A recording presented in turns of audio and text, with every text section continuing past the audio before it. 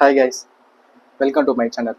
நம்ம என்ன படத்தை பற்றி பார்க்க போகிறோம்னா, ராமராஜா சார் நடித்து ராகேஷ் சார் டைரக்ட் பண்ணி இளையராஜா சார் மியூசிக் பண்ண சாமானியன் படத்தை தான் பார்க்க போகிறோம். படத்துடைய கதை என்னன்னா, ராமராஜா சாருக்கு பொண்ணு, எம்எஸ் பாஸ்கருக்கு பையன், ரெண்டு பேருமே சென்னையில் ஒர்க் பண்ணுறாங்க. அவங்க ரெண்டு பேருக்குமே கல்யாணம் பண்ணி வச்சிடறாங்க. சென்னையில் ஒரு வீட்டில் குடியிருக்கிறாங்க. அந்த ஹவுஸ் ஓனருடைய தொல்லை தாங்க முடியாமல் அவங்க என்ன பண்ணுறாங்க, நம்ம வெளியே வீடு வாங்கிடலாம் அப்படின்னு சொல்லி வெளியே வீடு வாங்குறதுக்கு பேங்க்ல கடன் வாங்குறாங்க. வீடும் வாங்கிக்கிறாங்க. அதுக்கப்புறம் என்ன ப்ராப்ளம்லாம் வந்தது, கடன் அடைச்சாங்களா இல்லையா, இவங்க ஏன் சூசைட் பண்ணாங்க, இதுதான் கதை. ஃபுல் ஸ்டோரி தான். ஆனா இது எப்படி கொண்டு போறாங்கன்றதுதான் மற்ற எல்லாமே இருக்கு. ஆனா ஸ்டோரி தான் ரொம்ப அழகு பாசா இருக்குல்ல, அதான் படம். இளையராஜா சார் மியூசிக் சொல்ற அளவுக்கு ஒன்றும் கிடையாது. சினிமாகிராஃபி, ராமராஜா சார் நடிப்பு, நடிச்சுக்கிறாரு. யாரை இப்படி சொல்றேன்னு கோச்சிக்காதீங்க. அதே படத்துல எம்எஸ் பாஸ்கர் நடிச்சிருப்பாரு, ஒரு 2-3 சீன் நல்லா நடிச்சிருப்பாரு. அதுக்காக அதை கம்பேர் பண்ணி கொஞ்சம் சொன்னா, அதுக்காக ஒரு கம்பேர் பண்றானே அப்படின்னு தப்பா எடுத்துக்காதீங்க. ஏன்னா படத்துல ஃபுல்லா அவர் தானே காட்டுறாங்க. அப்போ நடிச்சுக்கிறாரா இல்லையாட்டதான் சொல்லி ஆகணும்ல. படத்துல நம்ம பெருசா சொல்றதுக்கெல்லாம் ஒண்ணுமே இல்லைங்க. பாட்டு அந்த அளவுக்கு எது படல எனக்கு தெரிஞ்சு, நீங்க எப்படியோ பாத்துங்க. சீன்ஸ் காமெடி, ஸ்கிரீன் பிளே, அந்த ஹஸ்பண்ட் ஒய்ஃபா வருவாங்களே அவங்க 2 பேரோட பேரு, என்னடா எல்லாத்தையும் ஊஹுனா என்னதானே கதை. படம் அப்படிதாங்க இருக்கு. நீங்க படத்துக்கு போன கொஞ்ச நேரத்திலேயே இன்ட்ரோல் வந்துடும். நீங்க யோசிப்பீங்க, இந்த அளவுக்கு ஸ்பீடா படம் போச்சு அப்படின்னு. இன்டர்வல் சீமா வச்சுட்டாங்க, அதான் உண்மை. அதுக்கப்புறம் நம்மள உட்கார வச்சு டேரக்டர் சைஸ்ன்னு செஞ்சாரு. படத்துல இந்த ஹைஜெக் ஆனோடனே நம்ம லோக்கல்ல இருக்கிற போலீஸ் எல்லாம் வந்ததுக்கு அப்புறம் கமாண்டர் வருவார் பாருங்க. கமாண்டரா? ஆமாங்க, கமாண்டர் தான். அவன் ஆள் அப்படிதாங்க இருப்பான் பாக்குறதுக்கு. ஆமா, அவன் கமாண்டர் தாங்க. படத்துல அப்படிதான் சொல்றாங்க, அவன் கமாண்டர் தான்.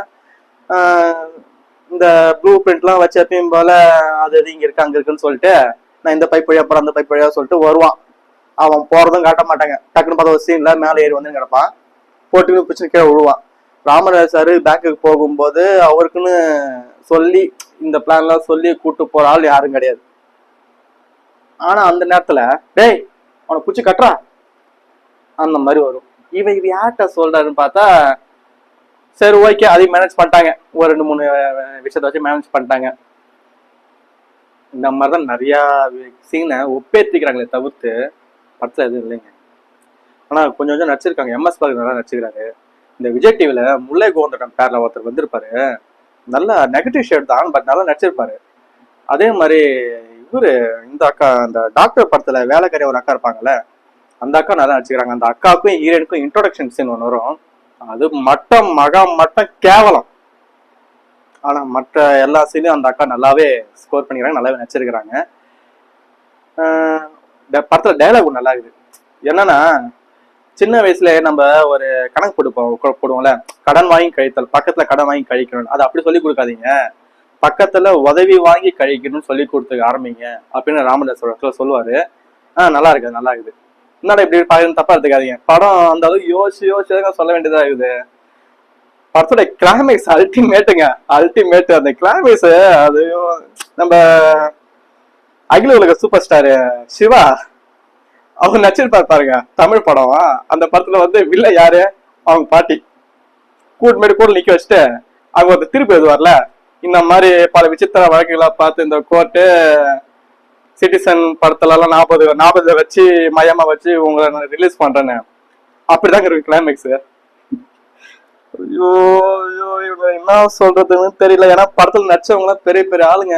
KS. Ravikumar sir, M S Bhaskar sir, Ramarajan sir. ஒன்னும் இல்லைங்க படத்துல. எந்த டெக்னீஷியனும் ரொம்ப எஃபர்ட் போட்டு ஒரு வேலையை செஞ்சாருன்னு இல்ல. சரி ஓகே விடு, போற பகுதியில் ஒரு படத்தை எடுத்துட்டு அடுப்புன்னு சொல்லி அனுப்பிட்டாங்க. நீங்க போய் பாருங்க. நான் உங்கள்கிட்ட சஜஷன் தான் சொல்லுவேன், படம் பார்க்கறதுக்கு சொல்றேன். ஏன்னா யாரும் இருந்தாலும் போய் படத்தை பார்க்கணும். படத்தை பார்த்தாதான், பாருங்களேன், படம் பாருங்க. பட் அதுக்கு வந்து நான் 2 சஜஷன் சொல்றேன், அது கேட்டுட்டு போங்க. ஃபர்ஸ்ட் ஒன், படத்துக்கு தனியா போகாதீங்க. செகண்ட் ஒன், நைட் ஷோ போகாதீங்க. சரிங்களா? படத்தை போய் பாருங்க.